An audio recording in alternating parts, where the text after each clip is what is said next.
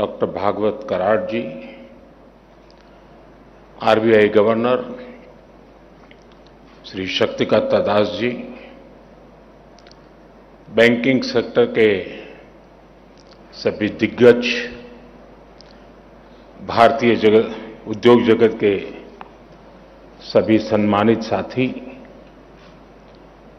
कार्यक्रम में जुड़े सभी अन्य महानुभाव, देवी और सज्जनों,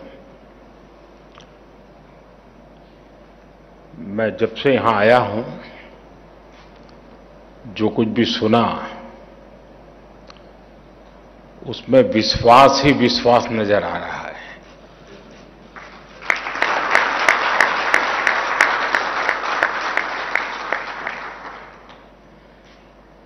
यानी हमारा कॉन्फिडेंस लेवल इतना वाइब्रेंट हो, ये अपने आप में बहुत बड़ी संभावनाओं को संकल्प में परिवर्तित करते हैं और सब मिलकर के चलें तो संकल्प को सिद्धि प्राप्त करने में मैं नहीं मानता हूं कि देर लगेगी।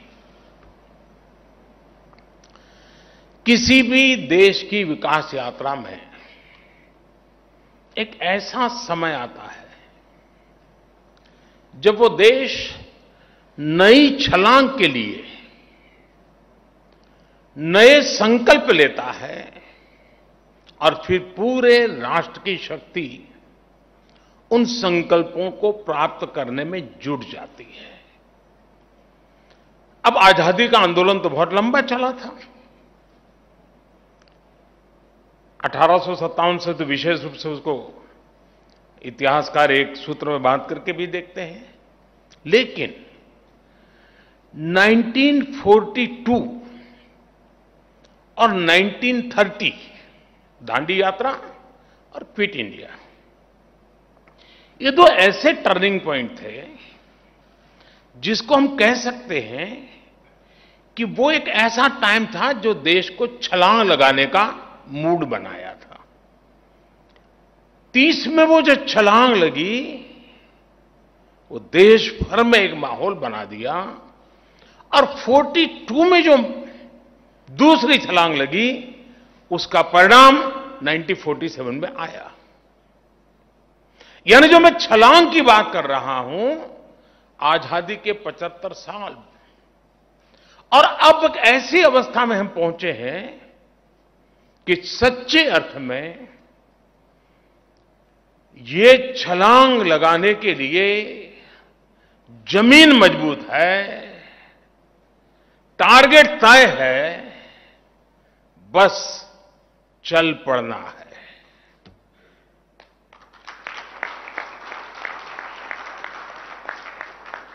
और मैंने लाल किले से कहा था, 15 अगस्त को कहा था, यही समय है, सही समय है। आप सभी नेशन बिल्डिंग के इस महायज्ञ के प्रमुख स्टेक होल्डर्स हैं और इसलिए भविष्य की तैयारियों को लेकर आपका संवाद, ये 2 दिवस का आपका मंथन, आपने मिल बैठ करके जो एक रोडमैप सोचा होगा, आपने जो निर्णय किए होंगे, मैं समझता हूं सारी बातें अपने आप में बहुत महत्वपूर्ण है। साथियों, सरकार ने बीते 6-7 वर्षों में बैंकिंग सेक्टर में जो रिफॉर्म्स किए, बैंकिंग सेक्टर का हर तरह से सपोर्ट किया, उस वजह से आज देश का बैंकिंग सेक्टर बहुत ही मजबूत स्थिति में है। आप भी ये महसूस करते हैं कि बैंकों की फाइनेंशियल हेल्थ अब काफी सुधरी हुई स्थिति में है। 2014 के पहले की जितनी भी परेशानियां थी, जितनी भी चुनौतियां थी, हमने एक एक करके उनके समाधान के रास्ते तलाशे हैं। हमने एनपीएस की समस्या को एड्रेस किया, बैंकों को रिकैपिटलाइज किया, उनकी ताकत को बढ़ाया। हम आईबीसी जैसे रिफॉर्म्स लाए, अनेक कानूनों में सुधार किए, डेट रिकवरी ट्रिब्यूनल को सशक्त किया। कोरोना काल में देश में एक dedicated stress asset management vertical का गठन भी किया गया। इन्हीं फैसलों से आज बैंकों की रिजोल्यूशन और रिकवरी बेहतर हो रही है। बैंकों की स्थिति मजबूत हो रही है और एक इनहेरेंट स्ट्रेंथ उसके भीतर पाई जा रही है। सरकार ने जिस पारदर्शिता और प्रतिबद्धता के साथ काम किया है, उसका एक प्रतिबिंब बैंकों को वापस मिली राशि भी है। हमारे देश में जब बैंकों से कोई उठा के भाग जाता है तो चर्चा बहुत होती है, लेकिन कोई दम वाली सरकार वापस लाती है तो इस देश में कोई चर्चा नहीं करता है।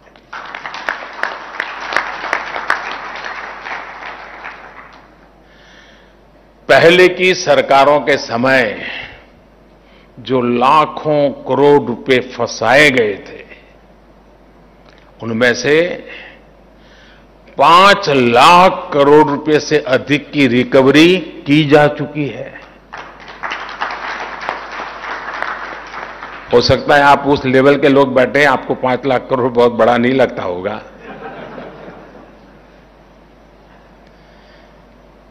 क्योंकि जिस प्रकार से एक सोच बनी हुई थी,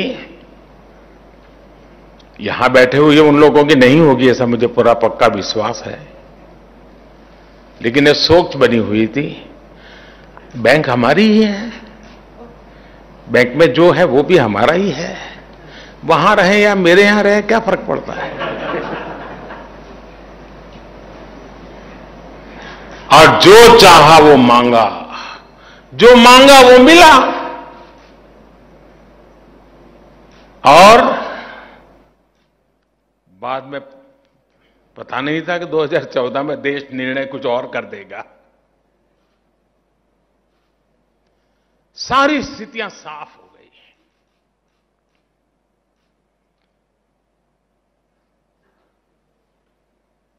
साथियों, जो ये पैसे वापस लेने वाला हमारी कोशिश है, नीतियों का भी आधार लिया है, कानून का भी आधार लिया है, डिप्लोमेटिक चैनल का भी उपयोग किया है, और मैसेज भी बहुत साफ है कि यही एक रास्ता है, लौट आइए। और ये प्रक्रिया आज भी चल रही है।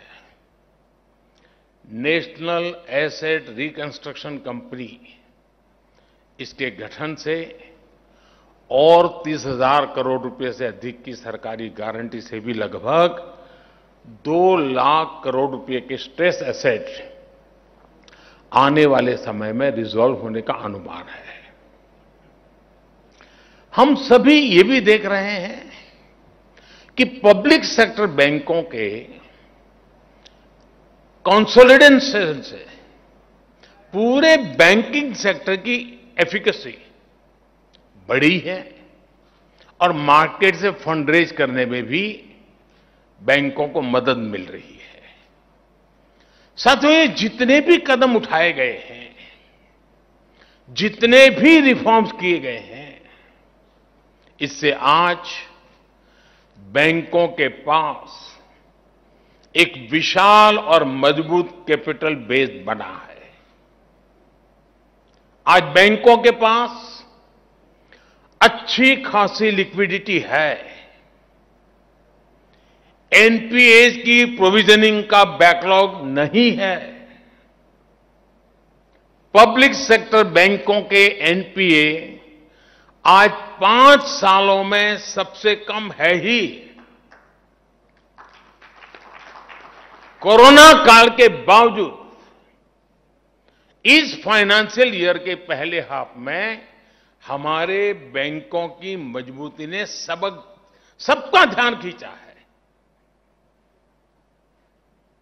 इस वजह से अंतर्राष्ट्रीय एजेंसीज भी भारत के बैंकिंग सेक्टर का आउटलुक अपग्रेड कर रही है। साथियों, आज भारत के बैंकों की ताकत इतनी बढ़ चुकी है कि वो देश की इकोनॉमी को नई ऊर्जा देने में, एक बड़ा पुश देने में, भारत को आत्मनिर्भर बनाने में बहुत बड़ी भूमिका निभा सकते हैं। मैं इस फेज को भारत के बैंकिंग सेक्टर का एक बड़ा माइलस्टोन मानता हूं। लेकिन आपने देखा होगा, माइलस्टोन एक तरह से हमारी आगे की यात्रा का सूचक भी होता है। मैं इस फेज को भारत के बैंकों के एक नए स्टार्टिंग पॉइंट के रूप में भी देख रहा हूं। आपके लिए ये देश में वेल्थ क्रिएटर्स और जॉब क्रिएटर्स को सपोर्ट करने का समय है। जो अभी आरबीआई गवर्नर ने जॉब क्रिएशन की चर्चा की, मैं समझता हूं ये समय है। आज समय की मांग है कि अब भारत के बैंक अपनी बैलेंस शीट के साथ साथ देश की बैलेंस शीट को बढ़ाने के लिए भी प्रोएक्टिव होकर काम करें।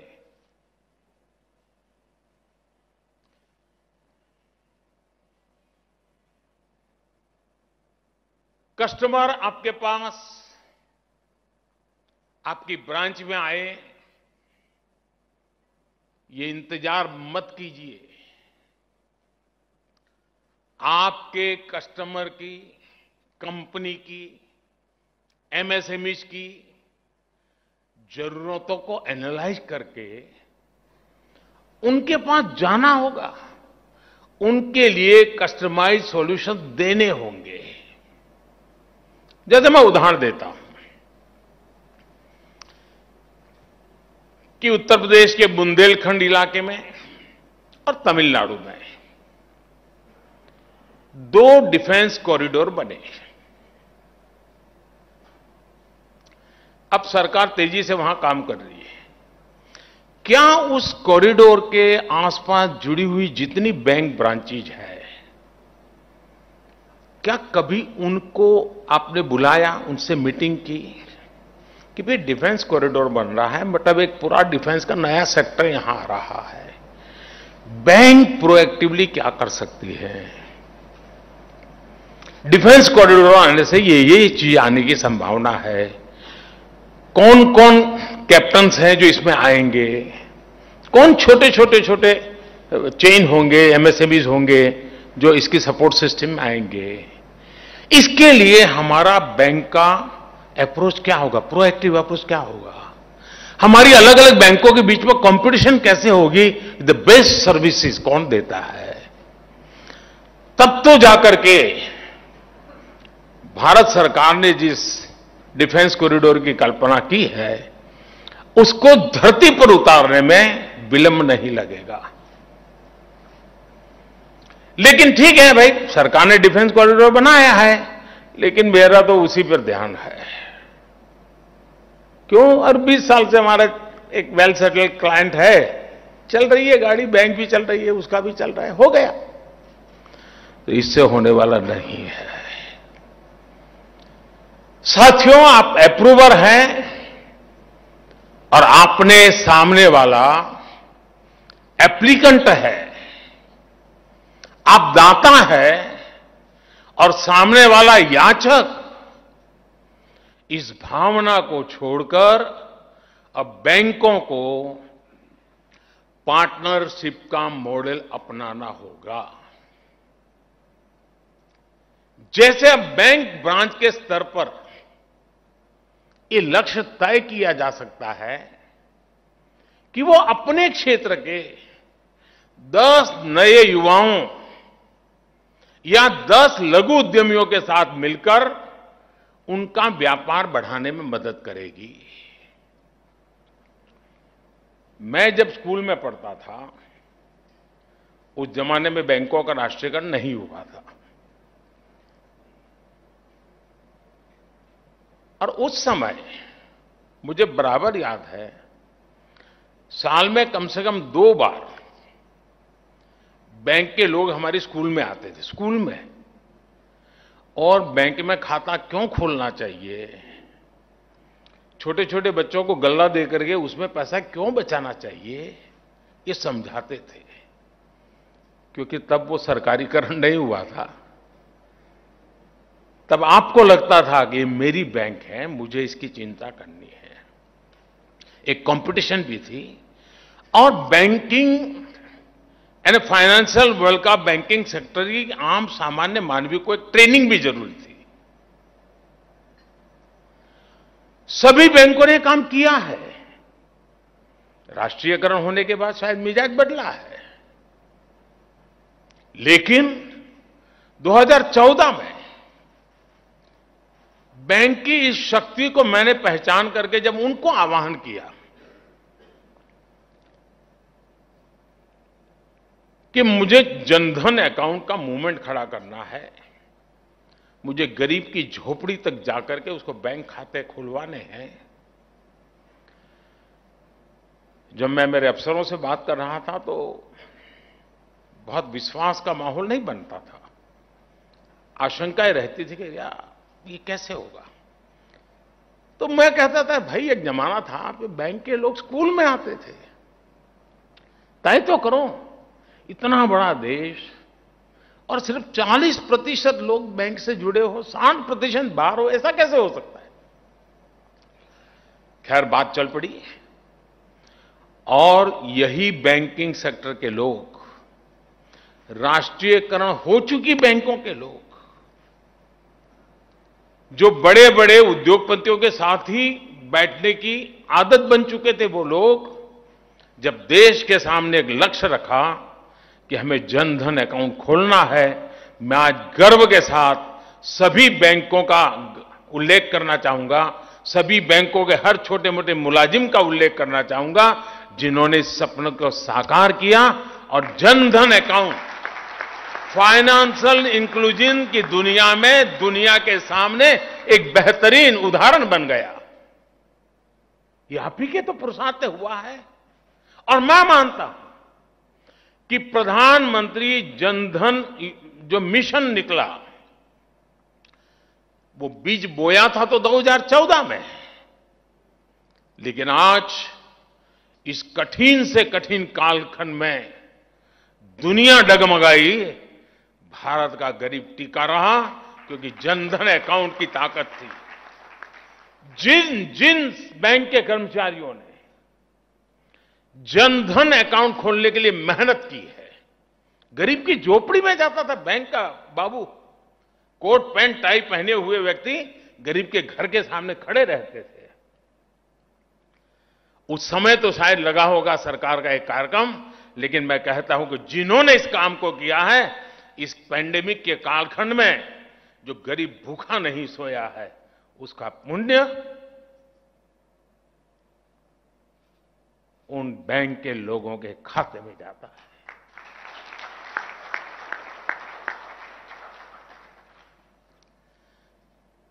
कोई काम, कोई पुरुषार्थ कभी भी बेकार नहीं जाता है। एक सच्ची सोच के साथ, सत्य निष्ठा से किया हुआ काम एक कालखंड आता है जब परिणाम देता है, और जनधन अकाउंट कितना बड़ा परिणाम देता है हम देख रहे हैं।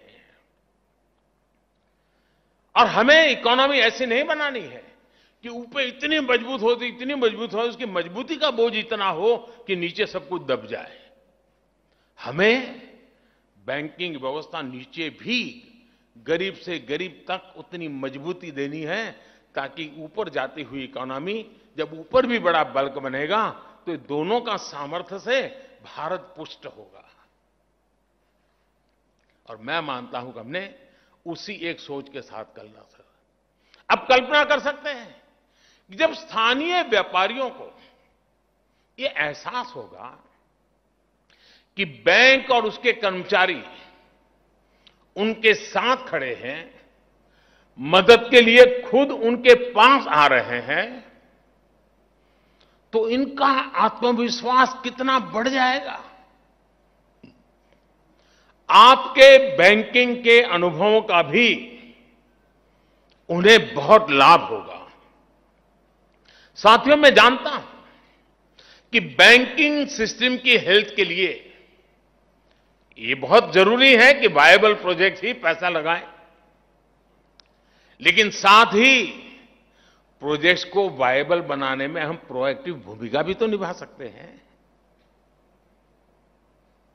वायबिलिटी के लिए कुछ एक ही रीजन नहीं होते हैं। हमारे जो बैंक के साथी हैं वो एक और काम कर सकते हैं। आपको भली भांति पता होता है कि आपके क्षेत्र में किस किस की आर्थिक क्षमता कितनी है। ब्रांच के नजर के दायरे में बाहर ये नहीं होता है जी। वो उस धरती की ताकत को जानता है। आज जो 5 करोड़ रुपए का लोन आपसे लेकर जा रहा है, ईमानदारी से समय पर लौटा रहा है, आप उसकी क्षमता बढ़ाने में भी तो मदद कर सकते हैं। आज जो 5 करोड़ रुपए का लोन लेकर बैंक को वापस कर रहा है, उसमें कल को कई गुना ज्यादा लोन लेकर लौटाने का सामर्थ्य पैदा हो, इसके लिए आपको उसे आगे चढ़ करके, बढ़ चढ़ करके सपोर्ट करना चाहिए। अब जैसे आप सभी पीएलआई स्कीम के बारे में जानते हैं और आज किसके भी उल्लेख भी हुआ, इसमें सरकार भी कुछ ऐसा ही कर रही है। जो भारत के मैन्युफैक्चरर्स हैं वो अपनी कैपेसिटी कई गुना बढ़ाएं, खुद को ग्लोबल कंपनी में बदलें, इसके लिए सरकार उन्हें प्रोडक्शन पर इंसेंटिव दे रही है। आप खुद सोचिए, आज भारत में इंफ्रास्ट्रक्चर पर रिकॉर्ड निवेश हो रहा है, लेकिन भारत में इंफ्रास्ट्रक्चर से जुड़ी बड़ी कंपनियों कितनी है भाई? हम पिछली शताब्दी के जो इंफ्रास्ट्रक्चर थे, पिछली शताब्दी के इंफ्रास्ट्रक्चर के वो स्केल थे, पिछली शताब्दी के इंफ्रास्ट्रक्चर की जो टेक्नोलॉजी है, उसी में गुजारा करने वाले हमारे इंफ्रास्ट्रक्चर के क्षेत्र की जो कंपनियां हैं वो काम करेगी तो 21वीं सदी के सपने पूरे हो सकते हैं क्या? नहीं हो सकते। आज अगर उसको बड़े बिल्डिंग बनाना है, लार्ज स्केल पर काम करना है, बड़ा बुलेट ट्रेन का काम करना है, एक्सप्रेस वे का काम करना है, तो उसको इक्विपमेंट भी बहुत महंगे लगेंगे, उसको पैसों की जरूरत पड़ेगी। हमारे बैंकिंग सेक्टर के लोगों के मन में आता है कि मेरी बैंक का एक क्लाइंट ऐसा होगा जो इंफ्रास्ट्रक्चर में है, जो दुनिया के 5 बड़ों में उसका नाम भी होगा। ये इच्छा क्यों नहीं हो रही? मेरी बैंक बड़ी हो वो तो ठीक है, लेकिन मेरे देश की एक इंफ्रास्ट्रक्चर कंपनी जिसका अकाउंट मेरी बैंक में है, वो भी दुनिया के टॉप 5 में उसका नाम आएगा। मुझे बताइए, आपकी बैंक की इज्जत बढ़ेगी कि नहीं बढ़ेगी? मेरे देश की ताकत बढ़ेगी कि नहीं बढ़ेगी? और हमें हर क्षेत्र में देखना है कि हम दुनिया में सबसे बड़े ऐसे अलग अलग क्षेत्र में कितने महारथी तैयार करते हैं। हमारा एक खिलाड़ी जब एक गोल्ड मेडल लेकर के आता है ना, गोल्ड मेडल लेने वाला तो एक ही होता है, लेकिन पूरा हिंदुस्तान अपने आप को गोल्डन एरा में देखता है। ये ताकत जीवन के हर क्षेत्र में होती है जी। भारत का कोई एक बुद्धिमान व्यक्ति, कोई एक वैज्ञानिक अगर नोबेल प्राइज लेकर के आता है तो पूरे हिंदुस्तान को लगता है हां ये मेरा नोबेल प्राइज है, ये ओनरशिप होती है। क्या हमारे बैंकिंग सेक्टर को, हमारे फाइनेंशियल वर्ल्ड को भी हम हिंदुस्तान में ऐसी ऊंचाइयों पर एक एक चीज को ले जाएंगे ताकि बैंकों को तो फायदा ही फायदा है, उसमें कोई नुकसान नहीं है। साथियों, बीते कुछ समय में देश में जो बड़े बड़े परिवर्तन हुए हैं, जो योजनाएं लागू हुई हैं, उनसे जो देश में डेटा का बड़ा पूल क्रिएट हुआ है, उनका लाभ बैंकिंग सेक्टर को जरूर उठाना चाहिए। जैसे मैं जीएसटी की बात करूं तो आज हर व्यापारी का पूरा ट्रांजैक्शन पारदर्शिता से होता है। व्यापारी की कितनी क्षमता है, उसका व्यापार कहां कहां फैला हुआ है, उसकी कारोबारी हिस्ट्री कैसी है, इसका अब मजबूत डेटा देश के पास उपलब्ध है। क्या इस डेटा के आधार पर हमारे बैंक उस व्यापारी के सपोर्ट के लिए खुद उसके पास नहीं जा सकते क्या? तो तुम्हारा अच्छा कारोबार चल रहा है, चल और बढ़ाओ, चल बैंक तुम्हारे पास तैयार है, अरे हिम्मत करो यार, आगे निकलो। वो 4 काम और अच्छे करेगा, 10 लोगों को रोजगार देगा। ऐसी ही मैं आपके बीच, जैसे मैंने अभी डिफेंस कॉरिडोर की बात कही है, मैं भारत सरकार के एक स्वामित्व योजना का भी जिक्र करना चाहूंगा। और मुझे पक्का विश्वास है हमारे बैंक के साथियों ने इस स्वामित्व योजना के संबंध में सुना होगा। आज सरकार, और ये विषय ऐसा है जो लोग इंटरनेशनल इश्यूज को पढ़ते हैं उनको मालूम होगा कि सारी दुनिया इस मुद्दे से जूझ रही है, स्वामित्व के मुद्दे से। सारा विश्व, भारत ने रास्ता खोजा है और हो सकता है हम रिजल्ट पे ले आएंगे। ये है क्या?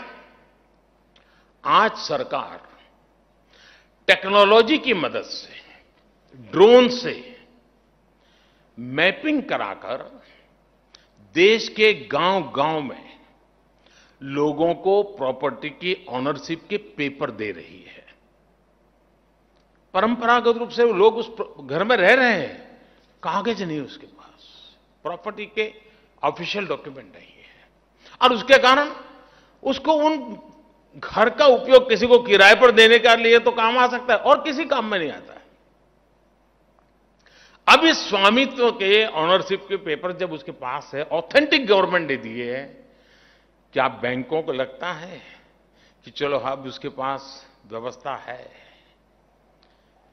अब मैं गांव के इन लोगों को जिसके पास अपनी संपत्ति, उसके आधार पर उसको कुछ पैसे देने की मैं ऑफर करूं, मैं समझाऊं, देखो तुम्हारे खेत में ये करना है तो तुमको थोड़ी मदद करता हूं, तुम ये कर सकते हो, तुम हैंडीक्राफ्ट में काम करते हो, गांव के अंदर लोहार हो, सुथार हो, मैं पैसे देता हूं, तुम ये काम कर सकते हो, अब तेरे घर के ऊपर तुम्हें पैसे मिल सकते हैं। देखिए, ऑनरशिप के पेपर्स बनने के बाद बैंकों के लिए गांव के लोगों को, गांव के युवाओं को कर्ज देना अब और सुरक्षित हो जाएगा। लेकिन मैं ये भी कहूंगा कि जब बैंकों की वित्तीय सुरक्षा बढ़ी है तो बैंकों को भी गांव के लोगों को सपोर्ट करने के लिए खुद आगे बढ़कर के आना होगा।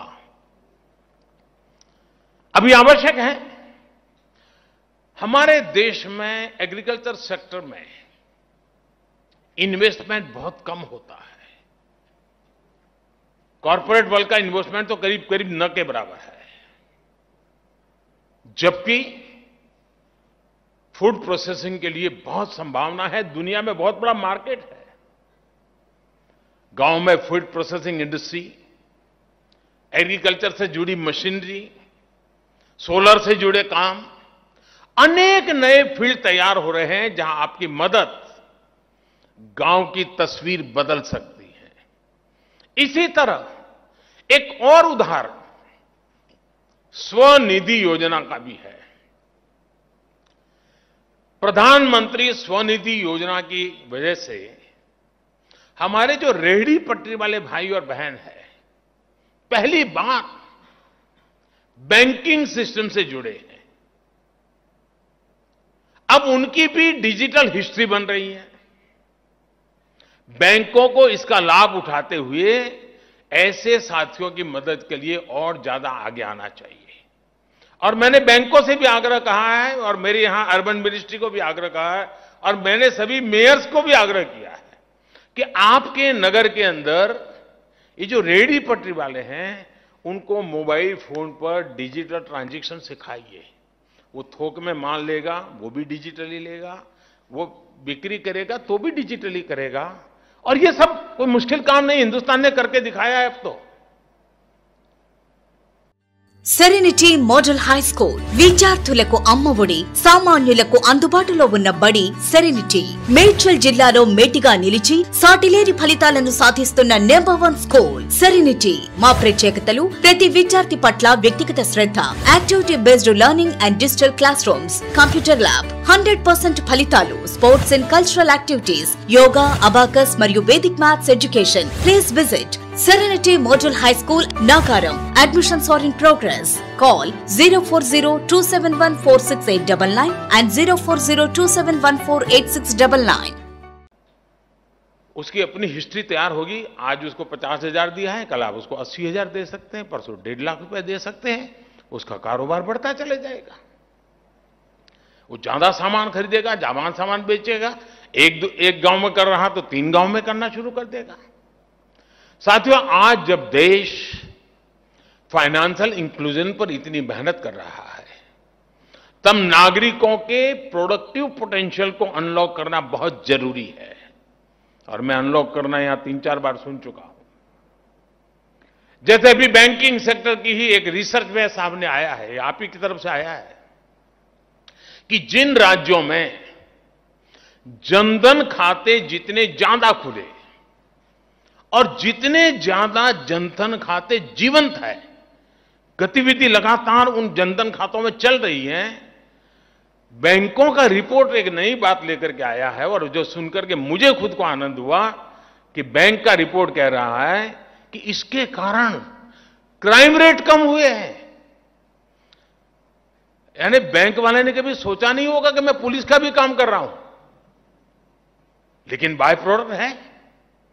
एक हेल्दी सोसाइटी का एटमॉस्फेयर क्रिएट हो रहा है। एक जनधन अकाउंट किसी को क्राइम की दुनिया से बाहर ले आता है, इससे बड़ा जिंदगी का पुण्य क्या होता है दोस्तों? इससे बड़ी समाज की सेवा क्या होती है? यानी बैंकों का जब स्थानीय लोगों से कनेक्ट बढ़ा, जब लोगों के लिए बैंकों के दरवाजे खुले, तो इसका प्रभाव लोगों के जीवन जीने के तरीके पर भी आया। बैंकिंग सेक्टर की इस ताकत को समझते हुए ही मैं समझता हूं कि हमारे बैंकिंग सेक्टर के साथियों को आगे बढ़ना है। मैं जानता हूं यहां जो लोग बैठे हैं उनसे संबंधित बातें मैं नहीं बोल रहा हूं, क्योंकि यहां जो प्रतिनिधि आए थे उन्होंने अपनी बात बताई, मैं दूसरों का प्रतिनिधित्व की बात बता रहा हूं। लेकिन करने वाले बैंकिंग सेक्टर के हैं, इसलिए मेरी सारी बातचीत का सेंटर पॉइंट मेरा बैंकिंग सेक्टर है, उसके लीडर्स हैं।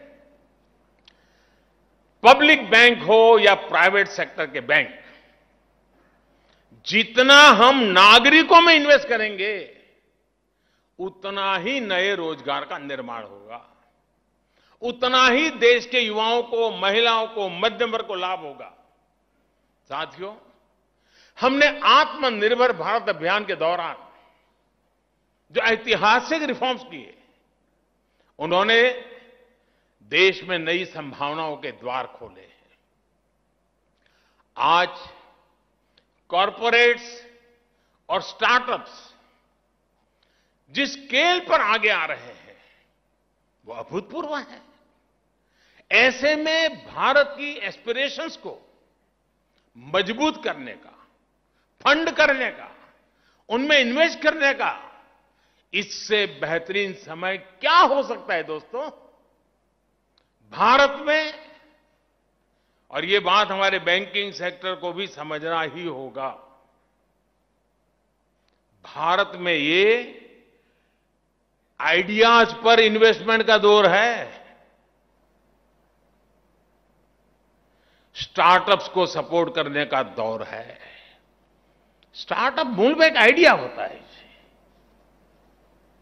आप उसको पूछने जाओगे एसेट क्या है फलाना, कुछ नहीं होता है, आइडिया होता है। साथियों, आपके पास रिसोर्स की कोई कमी नहीं है, आपके पास डेटा की कोई कमी नहीं है। आप जो रिफॉर्म चाहते थे वो सरकार ने किया भी है और आगे भी करती रहेगी। अब आपको राष्ट्रीय संकल्पों के साथ, राष्ट्रीय लक्ष्यों के साथ खुद को जोड़कर आगे चलना है। मुझे बताया गया है कि मंत्रालयों और बैंकों को एक साथ लाने के लिए, अभी हमारे सचिव महोदय भी उल्लेख कर रहे थे, web based project funding tracker बनाना तय हुआ है। अच्छी बात है, काफी सुविधा बढ़ेगी उसके कारण।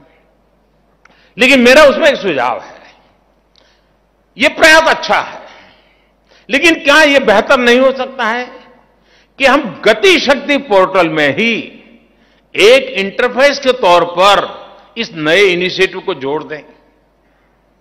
आजादी के इस अमृत काल में भारत का बैंकिंग सेक्टर बिग थिंकिंग और इनोवेटिव अप्रोच के साथ आगे बढ़ेगा।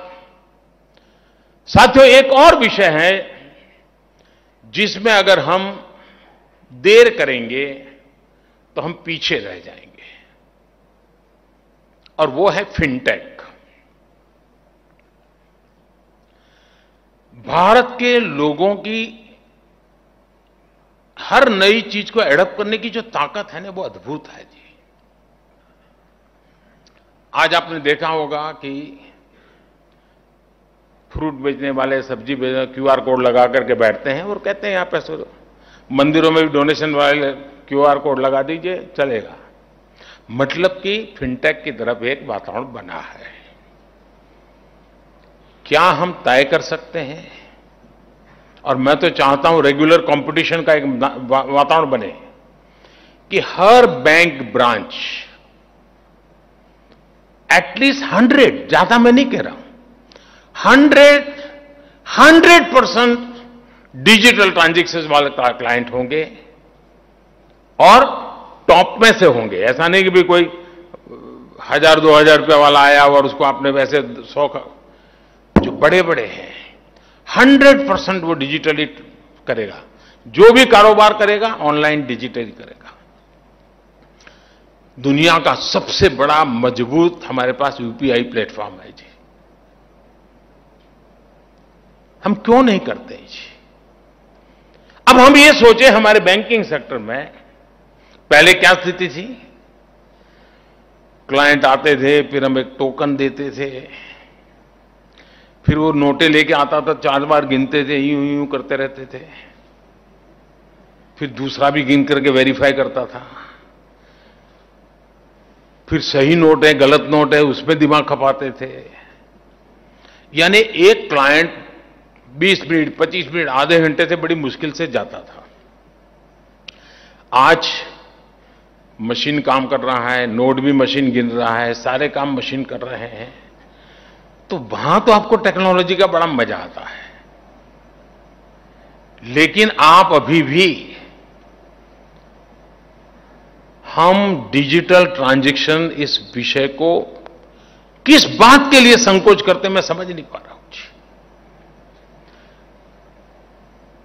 नफा या घाटा, उसी के तराजू से इस मिशन को मत सोचिए दोस्तों। ये जो छलांग लगाने का कालखंड है ना, उसमें फिनटेक भी एक बहुत बड़ी पटरी है, जिस पटरी से गाड़ी दौड़ने वाली है। और इसलिए मेरा आग्रह है, हर बैंक ब्रांच कम से कम 100, ये आजादी के अमृत महोत्सव में इसको हम साकार करके रहें कि 2022-15 अगस्त के पहले इस देश में एक भी बैंक की ब्रांच नहीं होगी जिसमें कम से कम 100 ऐसे क्लाइंट नहीं होंगे जो 100% अपना कारोबार, लेन देन डिजिटली न करते हो। अब देखिए बदलाव आपको पता चलेगा। जनधन ने जो ताकत का आपको अनुभव करवाया है, उससे अनेक गुना ताकत की अनुभूति ये छोटे छोटे सामर्थ्य से दिखेगी। हमने देखा है विमेन सेल्फ हेल्प ग्रुप। मुझे लंबे समय तक राज्य में सेवा करने का मौका मिला, तो हम हर साल बैंक के लोगों के साथ बैठते थे और इशू रिजॉल्व करना, कुछ आगे का सोचना, चर्चाएं करते थे। और मैंने अनुभव किया कि एक बात के लिए सभी बैंक बड़े गौरव से एक बात कहते थे, और वो कहते थे, साहब विमेन सेल्फ हेल्प ग्रुप को हम पैसे देते हैं, समय से पहले लौटाते हैं, पूरा का पूरा लौटा देते हैं, हमें कभी चिंता नहीं रहती है। जब आपका इतना बढ़िया पॉजिटिव एक्सपीरियंस है, तो इसको बल देने के लिए आपकी प्रोएक्टिव कोई योजना है क्या? हमारे विमेन सेल्फ हेल्प ग्रुप के पोटेंशियल इतना ज्यादा है जी। हमारा इकोनॉमी का ग्रास रूट लेवल का एक बहुत बड़ा ड्राइविंग फोर्स वो बन सकते हैं। मैंने बड़े बड़े लोगों की बात नहीं की है, मैंने छोटे छोटे लोगों की बात की है कि मुझे पता है कि धरती पर फाइनेंस की आधुनिक व्यवस्थाएं सामान्य नागरिक की आर्थिक मजबूती का बहुत बड़ा आधार बन सकती है। मैं चाहता हूं इस नई सोच के साथ, नए संकल्प के साथ छलांग लगाने का मौका है ही है, जमीन तैयार है दोस्तों। और सबसे बड़ी बात जिसके मैं बार बार कह चुका हूं, बैंक वालों को 50 बार कह चुका हूं, मैं आपके साथ हूं।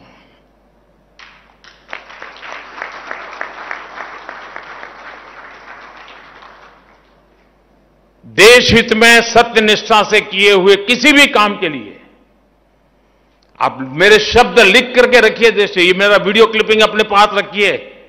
मैं आपके साथ हूं, आपके पास हूं, आपके लिए हूं।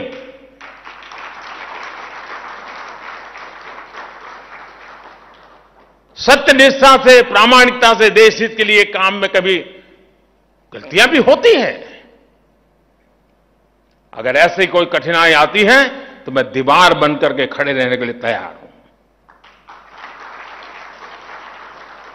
लेकिन अब देश को आगे ले जाने में हमें अपनी जिम्मेवारियों को निभाना ही होगा। इतनी बढ़िया मजबूत जमीन हो, इतना बड़ा अवसर हो, आसमान को छूने की संभावनाएं हैं और हम सोचने में समय बिता दें तो मैं समझता हूं कि आने वाली पीढ़ियां हमें माफ नहीं करेंगी। मेरी आपको बहुत बहुत शुभकामनाएं हैं। धन्यवाद। అనురాగానికి అమ్మ ఆదర్శం, ఆరోగ్యానికి Shri Sai homeo stores and clinic. అనుభవం, అర్హత, అంకిత భావం కల డాక్టర్లచే చికిత్స. అన్ని రకాల ఆరోగ్య సమస్యలకు నమ్మకమైన ఎంపిక Shri Sai homeo stores and clinic.